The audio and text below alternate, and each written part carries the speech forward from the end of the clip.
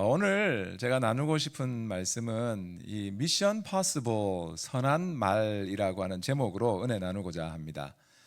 실제로 오늘 이 제가 여러분과 전하는 말씀은 지난주 화요일 날 우리가 제자 학교를 하는데 우리 제자 학교에서 우리가 함께 공부했던 내용입니다.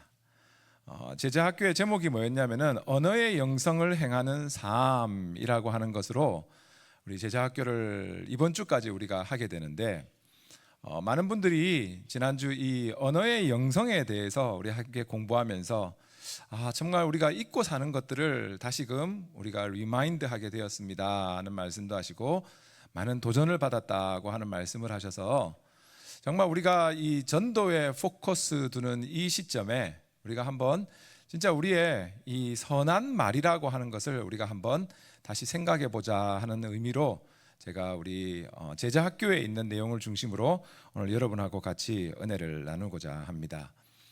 우리의 입에서 나오는 이 말이라는 것을 가지고 우리는 사람들을 살릴 수도 있고 또 사람들을 아프게 할 수도 있고 또 사람들을 죽이는 것을 할 수도 있는 게 우리의 입에서 나오는 말이라는 겁니다. 근데 이 말이라고 하는 것이 누구도 나는 실수하지 않는다라는 말을 할 수 없을 정도로 우리는 다 말하는 것에 연약한 자들이 우리입니다.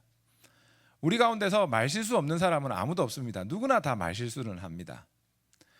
그것뿐만 아니라 내가 생각지도 못했는데 말이라는 것 때문에 다른 분으로부터 상처를 받기도 하고 또 나는 그런 의도가 아니었는데 내가 하는 말로 생각지도 못하게 다른 분에게 상처를 주는 게 또 우리 입에서 나오는 말이 되는 경우가 많이 있습니다.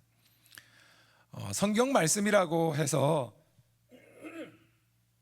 그렇지 않은 것은 아니고 성경 말씀도 우리가 잘못할 때는 우리도 모르는 사이에 누군가에게 상처를 주는 경우도 있습니다. 제가 한번 예를 들어 보겠습니다. 한국에서 어떤 이제 자매가 결혼을 하게 된 겁니다. 결혼을 하게 됐는데 교회를 다니니까 자기가 다니고 있는 교회 목사님한테 주례를 부탁했습니다. 목사님이 주례를 잘 준비해 가지고 이제 설교를 하시려고 하는데 한국 결혼식은 여러분도 잘 아시듯이 미국 결혼식하고 다른 게 미국에서는 주례자가 모든 것을 인도하는데 한국에는 사회자라는 게 있습니다. 그래서 주례하시는 분은 말씀만 전하고 나머지는 다 사회자가 하는 게 이제 한국에서의 결혼식입니다. 근데 그 결혼식을 사회 보는 사람이 목사님이 그에게 준 성경 구절은 뭐였냐면은 요한일서 4장 18절 말씀입니다. 굉장히 결혼식 할 때 은혜가 되는 겁니다. 사랑 안에 두려움이 없고 온전한 사랑이 두려움을 쫓아내나니 두려움에는 형벌이 있음이라 두려워하는 자는 사랑 안에서 온전히 이루지 못하였느니라 하면서 이 말씀을 가지고 이제 설교를 하려고 준비를 해갔습니다. 근데 사회자가 이게 교회를 잘 안 다니시던 분이다 보니까 요한 1서 4장 18절을 찾아야 되는데 모르고 요한복음 4장 18절을 찾은 겁니다. 이 요한복음 4장 18절은 내용이 어떤 거냐면 이렇습니다. 너에게 남편 5이 있었고 지금 있는 자도 내 남편이 아니니 내 말이 참되도다는 거예요. 그러니까 똑같은 성경 말씀이지만 이게 어떻게 내가 그것을 제대로 찾느냐에 따라서 완전히 상황과 처지 가운데 다른 의미로 다가온다는 겁니다. 그래서 우리는 정말 이분도 원치 않게 자기의 실수로 인해 가지고 다른 사람에게 상처를 주고 또 그걸 한 사람은 얼마나 자신이 실망하게 되었겠습니까? 야고보 사도는 성경 가운데서 이 말한다고 하는 그것에 대해서 굉장히 잘 설명해 놓은 사람이 이 야고보 사도입니다.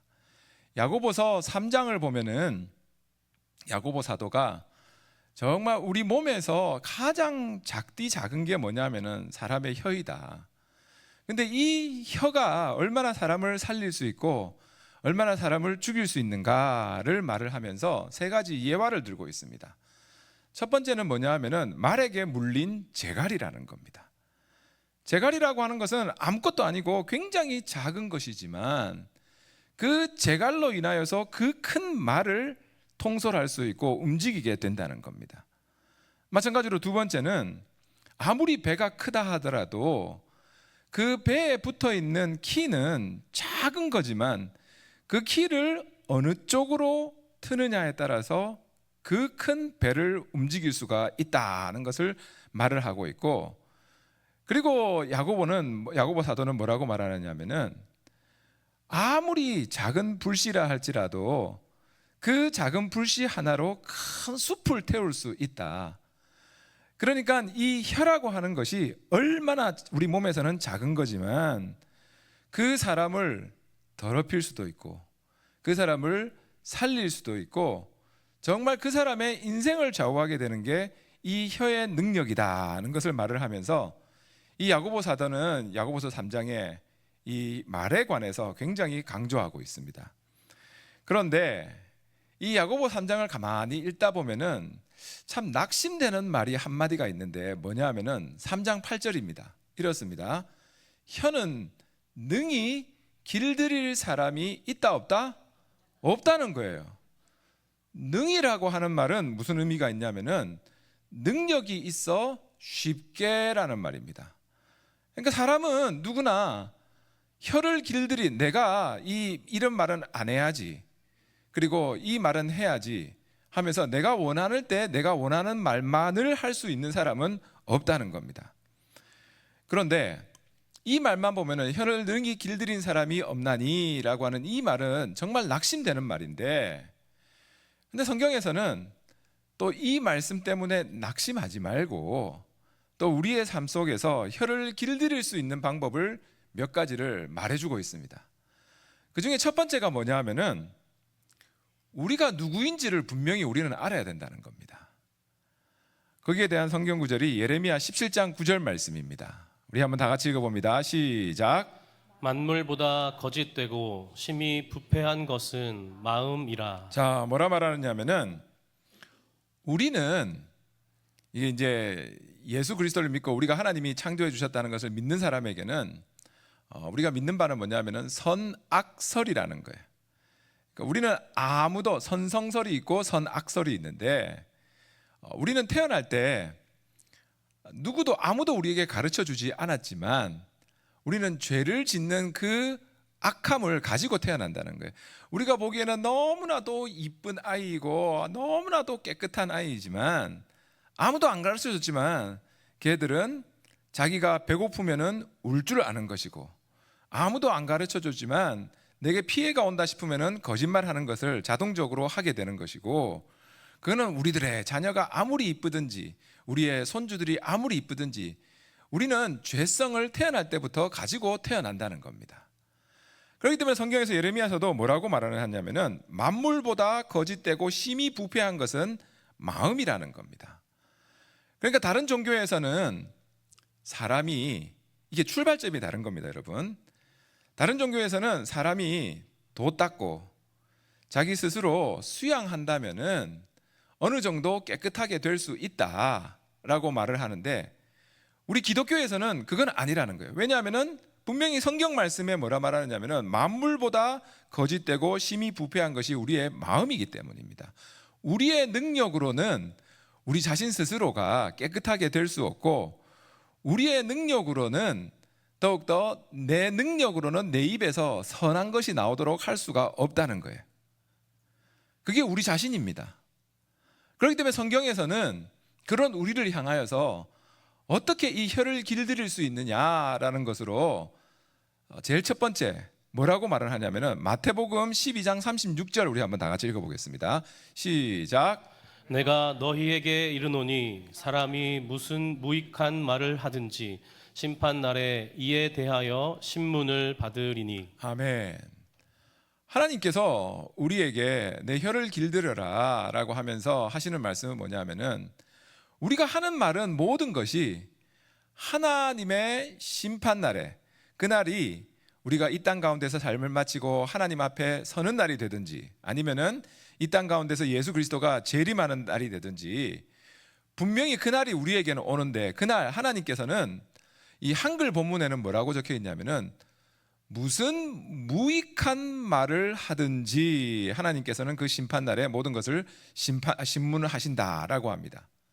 그러니까 여기서는 한글에서는 무슨 무익한 말이라고 하는데 이거를 영어로 읽어보면은 조금 의미가 다릅니다. 무슨 단어를 썼냐면은 무익한 말을 careless word라는 말을 썼습니다.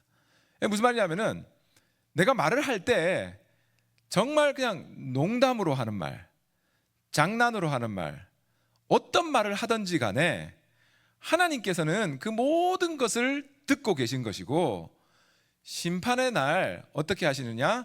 그 말 가운데 하나님께서는 모든 것을 판단하신다는 것을 우리에게 말씀해 주고 계신 것입니다. 여러분, 이거를 우리가 항상 기억한다고 하면은 저도 뜨끔한 게 이 성경 구절입니다. 저도 농담할 때 많고 그냥 생각 없이 그냥 이렇게 나누는 말이 있는데 그 careless word라고 하는 것을 하나님께서는 다 듣고 계시고 그 모든 것에 하나님의 신문을 우리가 한 말을 가지고 하나님의 신문을 받게 된다라고 하는 말을 우리에게 해주고 있습니다. 여러분들은 일주일을 살면서 얼마나 여러분이 하는 말을 통하여서 누군가를 살리는 말, 누군가에게 소망을 주고 희망을 주고 누군가를 격려하는 말을 하고 있다고 생각하십니까? 어떤 어느 학자가 실험을 했습니다. 일주일 동안 사람이 하는 말을 다 녹음을 했다고 합니다. 일주일 동안 하는 말을 다 녹음을 해가지고 그것을 정리를 해보니까 평균 일반 사람들은 일주일에 누군가를 격려해주는 말을 몇 번 하는가 하면은 2분 내외로 한다고 합니다. 일주일에, 이게 하루가 아닙니다, 여러분. 일주일 동안 우리가 하는 말 중에서 누군가를 살리거나 누군가를 격려해주는 말은 2분 내외로 하는 게 우리의 삶이라고 합니다. 근데 성경에서는 정말 우리의 혀를 우리가 어떻게 길들일 수 있느냐라고 하는 말씀 가운데 우리에게 주시는 도전은 뭐냐면은 심판날에 하나님께서 우리가 한 말을 가지고 우리에게 분명히 신문하신다는 겁니다. 여러분, 이 말 꼭 기억하면서 정말 하나님이 주신 그 능력 가운데 사람을 살리는 우리 성도님들 되시기를 주님의 이름으로 축원합니다. 두 번째는 우리가 어떻게 우리의 혀를 길들일 수 있느냐 하면은 듣는 귀입니다. 그것에 대해서 이사야서 50장 4절 말씀 우리 한번 다 같이 읽어봅니다. 시작. 주 여호와께서 학자들의 혀를 내게 주사 나로 곤고한 자를 말로 어떻게 도와줄 줄을 알게 하시고 아침마다 깨우치시되 나의 귀를 깨우치사 학자들 같이 알아듣게 하시도다. 아멘.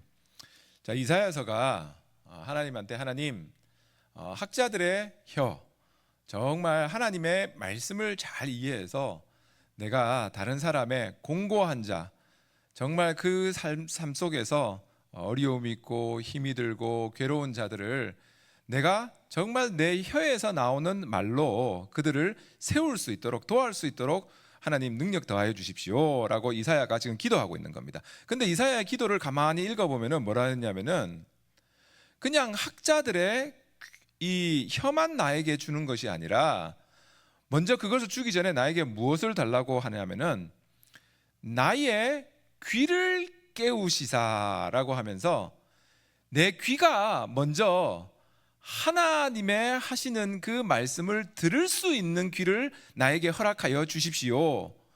누군가가 내가 대화하는 가운데 그 사람이 들을 수 있는, 그 사람이 하는 말을 들을 수 있는 그 귀와 마음을 나에게 먼저 허락하여 주십시오라는 것을, 그 기도를 이사야는 먼저 드리고 있다는 겁니다. 여러분, 이게 이사야뿐만 아니라 누가 똑같은 기도를 했냐면은 솔로몬이 했습니다. 솔로몬이 하나님한테 1,000배를 드리고 1,000번제를 드리고, 우리가 다 아는 것은 하나님이 네가 참 나를 위해서 귀한 것을 했다, 네가 무엇을 받기 원하느냐라는 것을 했을 때 우리는 일반적인 생각에 하나님 나에게 지혜를 더해 주십시오라는 것으로 솔로몬이 말했다고 생각을 합니다. 그게 우리가 유년주일 학교부터 계속 배운 내용입니다. 근데 성경을 보면 열왕기상을 보면은 실제로 솔로몬이 하나님한테 말을 했을 때 하나님 나에게 지혜를 주십시오라고 말을 하지는 않았습니다. 그가 요구한 것은 다른 게 있습니다. 열왕기상 3장 9절 말씀 우리 한번 볼까요? 다 같이 시작.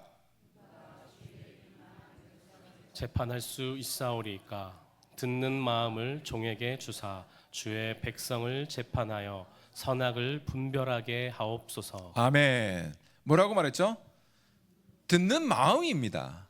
실제로 솔로몬이 하나님한테 하나님 나에게 지혜를 주십시오라고 간구한 게 아니라 솔로몬은 내가 이 모든 것을 재판할 수 있도록 하나님 나에게 듣는 마음, 듣는 귀를 달라는 거예요.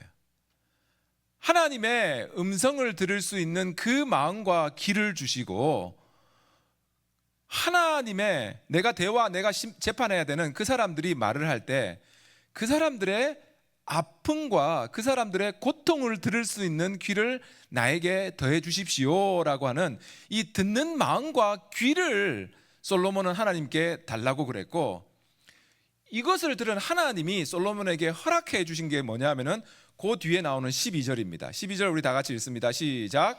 내가 내 말대로 하여 내게 지혜롭고 청명한 마음을 주노니 내 앞에도 너와 같은 자가 없거니와 내 뒤에도 너와 같은 자가 일어남이 없으리라. 아멘.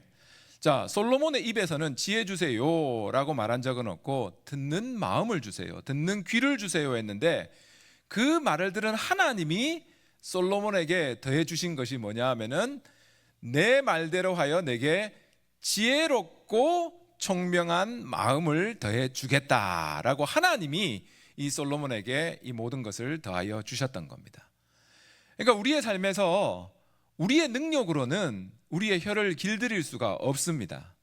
하지만 하나님이 우리에게 주시는 이 듣는 마음과 듣는 귀를 우리가 가질 수 있다면 하나님의 음성 가운데 우리는 우리의 혀를 길들이게 되는 것이고 우리의 입술로 누군가를 살리는 그 말을 하며 날마다 살 수 있게 된다는 것입니다. 이런 삶을 날마다 실천하며 누군가를 살리는 귀한 듣는 귀를 가지시는 우리 성도님들 되시기를 주님의 이름으로 축원합니다. 그리고 성경에서 말하는 혀를 길들이는 방법 세 번째는 뭐냐 하면은 비판하지 말라는 거예요. 이것에 대해서는 마태복음 7장 1절에서 5절까지인데 저랑 한 절씩 우리 교독하도록 하시겠습니다. 비판을 받지 아니하려거든 비판하지 말라. 너희가 비판하는 그 비판으로 너희가 비판을 받을 것이요 너희가 헤아리는 그 헤아림으로 너희가 헤아림을 받을 것이니라. 어찌하여 형제의 눈 속에 있는 티는 보고 내 눈 속에 있는 들보는 깨닫지 못하느냐. 보라, 내 눈 속에 들보가 있는데 어찌하여 형제에게 말하기를 나로 내 눈 속에 있는 티를 빼게 하라 하겠느냐. 다 같이 외식하는 자여 먼저 내 눈 속에서 들보를 빼어라. 그 후에야 밝히 보고 형제의 눈 속에서 티를 빼리라. 아멘. 우리가 혀를 길들이는 방법의 세 번째는 뭐냐 하면은 비판하지 말라라고 성경에서 우리에게 가르쳐 주고 있습니다.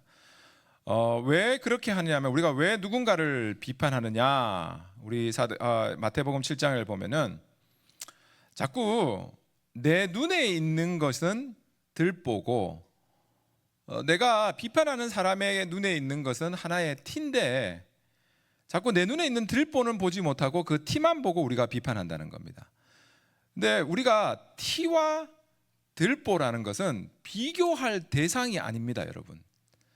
티라고 하는 것은 뭐냐면은 나무를 자를 때 나오는 먼지 같은 게 티입니다.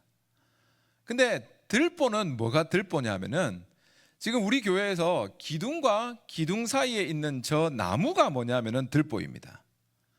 우리가 흔히 말하는 큰 거는 대들보, 기둥과 기둥을 이어주는 것은 들보라는 거예요. 근데 지금 성경에서 말하는 거, 마태복음 7장에서 말하는 것은 뭐냐면은 내 눈에 이렇게 큰 들보가 있다는 겁니다. 그러니까 이 큰 들보가 나를 가로막고 있는데 그것이 자기는 나를 가로막고 있는 이 들보가 너무나도 부끄럽기 때문에 그걸 감추려고 어떻게 하는가? 자꾸 다른 사람의 눈에 있는 그 작은 보이지도 않는 티끌을 찾아가지고 내게 있는 이 들보를 자꾸 감추려고 한다는 거예요. 근데 예수님께서 이게 얼마나 답답하셨으면은, 지금 마태복음 7장은 여러분 언제 예수님이 하신 말씀이냐면은 이 땅 가운데 오셔가지고 첫 번째 하신 설교를, 우리는 예수님이 하신 설교를 산상수훈이라고 합니다. 그게 어디 있는 말씀이냐면은 마태복음 5장, 6장, 7장에 있는 말씀입니다. 그러니까 예수님께서 정말 우리가 다른 사람을 비판하는 그 모습을 볼 때 너무나도 안타까운 마음을 가지고 첫 번째 이 땅 가운데서 하시는 설교 가운데 비판하지 마라 라고 하는 이 말씀을 해주셨다는 겁니다. 그 이유가 1절과 2절을 보면은 우리가 비판하는 비판으로 우리 또한 남을 비판할 때 그대로 우리가 그 비판을 받게 되어 있는 것이고, 3절부터 5절까지는 내 안에 있는 이 들보, 내 허물이 너무나도 큰데 그 허물을 인식하지 못하기 때문에 자꾸 나를 바라보는 것이 아니라 남을 바라보게 되며 남에 있는 그 작은 티를 우리는 비난하게 된다는 겁니다. 그리고 자꾸 이 비난이라는 것에 익숙해지다 보면은 우리의 삶 속에서 정말 안타까운 것은 뭐냐 하면은 하나님이 우리에게 주신 이 용서와 긍휼의 마음을 잊어버리게 되는 것이 뭐냐 하면은 이 남을 비판하고 비난하는 이 말 가운데 하나님이 우리에게 주신 이 용서와 긍휼의 마음을 우리는 점점 잊어가게 된다는 겁니다. 그래서 이 마태복음 7장의 말씀을 사도 바울은 어떻게 표현했느냐, 로마서 2장 1절에 이렇게 표현했습니다. 우리 한번 다 같이 읽어보겠습니다. 시작. 그러므로 남을 판단하는 사람아, 누구를 막론하고 내가 핑계하지 못할 것은 남을 판단하는 것으로 내가 너를 정죄함이니 판단하는 내가 같은 일을 행함이니라. 아멘. 이 사도 바울은 이 예수님의 마태복음 7장 말씀을 어떻게 해석을 하냐면은 남을 판단하는 것으로 내가, 그러니까 내 자신이 누군가를 비난하고 비판한다라고 하는 것은 실제로는 이 사도 바울은 뭐라 말하냐면은 내가 내 자신을 정죄한다는 거예요. 그러니까 남을 비판하게 되는 이유가 왜 비판하냐면은 내가 그것을 하고 있기 때문에 내 자신을 볼 때 정죄하는 그 마음이 들기 때문에 다른 사람을 비판하게 된다는 거예요. 다른 사람의 행동에 민감한 사람은 내가 그 행동을 하기 때문에 그 사람의 행동에 민감한 것이고, 다른 사람의 거짓말에 민감한 사람 또한 내가 무언가에서 거짓말을 하고 있기 때문에 그것에 민감함을 보인다는 거예요. 마찬가지로 남을 판단한다는 것은 내가 내 자신을 정죄한 것과 마찬가지이기 때문에 이 사도 바울은 로마서 2장 1절에 뭐라 말하느냐, 다른 사람을 정죄하거나 판단하지 말라, 이것은 네가 네 자신에게 하는 것과 같은 것이다 라는 것으로 우리에게 말을 해주고 있습니다. 그러니까 무릇 능히 자기 혀를 길들인 사람은 없다라고 말을 하는데, 우리가 어떻게 혀를 길들일 수 있는가? 날마다의 삶 속에서 심판날을 기억하고 듣는 귀, 듣는 마음을 하나님께 구하며 누군가를 비판하지 않으려고 노력할 때 하나님께서는 우리의 혀를 길들일 능력을 더하여 주신다는 겁니다. 그러면은 이 모든 것을 우리의 삶에서 실천할 수 있는 방법은 무엇인가? 바로 오늘 본문 누가복음 6장 45절 말씀입니다. 우리 한번 다 같이 읽어봅니다. 시작. 선한 사람은 마음에 쌓은 선에서 선을 내고 악한 자는 그 쌓은 악에서 악을 내나니 이는 마음에 가득한 것을 입으로 말함이니라. 아멘. 뭐라고 말하냐면은 선한 사람은 마음에 쌓은 선에서 선이 나오는 것이고, 내 인생 가운데서 내 마음 가운데서 선이 있다고 하면은 그것으로 인하여서 내 입술로도 선이 선포되는 것이고, 내 안에 있는 것이 악이라면은 내가 입을 열 때 나오는 것이 악이 나올 수밖에 없다. 근데 아까 우리가 예레미야 말씀 읽었잖아요. 무엇보다도 추하고 더러운 것이 우리의 마음이라는 거예요. 근데 어떻게 우리가 그러면은 우리의 마음 가운데 선을 쌓을 수 있는가? 분명 우리는 선악설이기 때문에 태어날 때부터 우리는 죄인으로 태어났기 때문에 우리의 능력으로는 선을 쌓을 수 없는 존재가 우리인데, 그럼 어떻게 우리 안에 선을 쌓아서 그 선이 나올 수 있도록 할 수 있는가? 에스겔서 36장 26절 말씀입니다. 우리 한번 다 같이 읽어봅니다. 시작. 또 새 영을 너희 속에 두고 새 마음을 너희에게 주되 너희 육신에서 굳은 마음을 제거하고 부드러운 마음을 줄 것이며. 아멘. 결국에는 내 힘과 내 능력과 내 의지로는 안 되지만 내 안에 새 영이라고 하는 하나님의 영, 예수 그리스도의 영, 그리고 성령님께서 내 마음에 좌정하여 계실 때, 그 성령님 의지하여서 성령 충만함을 우리가 더욱더 간구하고 살아갈 때, 우리가 금방 읽었던 누가복음 6장 45절의 말씀처럼 내 안에 있는 선이 그 안에서 선한 것을 말하게 되는 것이고 라고 하면서, 결국에는 하나님이 원하시는 내 혀를 길들이는 그 방법을 성경에서는 우리에게 가르쳐주고 있는 것입니다. 내 능력으로는 여러분 우리 가운데서 할 수 있는 사람 아무도 없습니다. 결국에는 정말 우리가 우리의 입술을 컨트롤할 수 없지만 우리가 우리 가운데 계시는 성령님 의지하여서, 성령님 정말 그 말씀 가운데, 나에게 주시는 그 말씀 가운데 나의 입술을 주장하여 주시옵소서라는 그 간구함이 있을 때 성령께서 내 안에 역사하고 계신다는 겁니다. 우리가 지금 교회에서 전도 축제를 위하여서, 그리고 영혼 구원을 위하여서 많은 분들이 노력하고 계십니다. 어저께도 많은 분들이 노방전도를 나갔고, 노방전도를 참 이렇게 하는 제가 사진을 보니까 너무나도 가슴이 뜨거워지고 참 제가 많은 도전을 받는 또 그런 시간이었습니다. 그런데 오늘도 또 제가 알기로 또 다른 그룹에서 나간다고 하는 것을 알고 있습니다. 성경에서 우리에게 해주시는 말씀은 뭐냐 하면은, 내 안에 성령님이 있는 것을 믿고 그 성령님을 의지하고 나아갈 때 내 입술에서 나오는 것도 선한 것이 나올 수 있게 되는 것이고, 그 선한 것이 나올 수 있게 될 때 모든 나의 입술을 통하여서 누군가에게 예수 그리스도를 전하는 그 전도함의 사명 감당하는 우리 모든 성도님들 되실 줄로 믿습니다. 제가 우리 성도님하고 한번 이야기를 하는데 성도님이 이런 말씀을 해주셨습니다. 자기 평생에 자기가 가장 격려받은 말이 있다는 거예요. 자기가 처음에 미국에 와가지고 너무나도 힘든 시간을 보내고 있었는데 병원에 입원을 했는데, 그때 교회 전도사님이 오셔서 한마디를 해줘요. 딱 두 마디죠.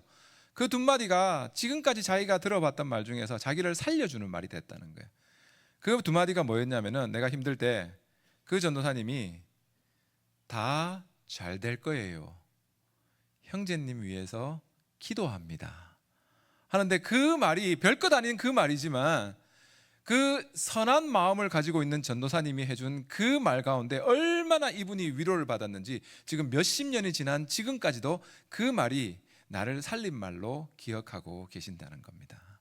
내 안에 성령님만 의지하고 그 성령님의 의지하에서 말을 하게 된다면은, 한마디를 한다 할지라도 분명히 우리 사랑하는 성도님들의 입술을 통하여서 하나님께서는 역사하여 주시는 것이고 영혼 구원의 역사를 이루어 주시는 줄로 믿습니다. 내 능력이 아닌 예수 그리스도 의지하여서 더욱더 날마다 우리의 언어를 통하여서 누군가를 살려 나아가는 우리 성도님들 되시기를 주님의 이름으로 축원합니다.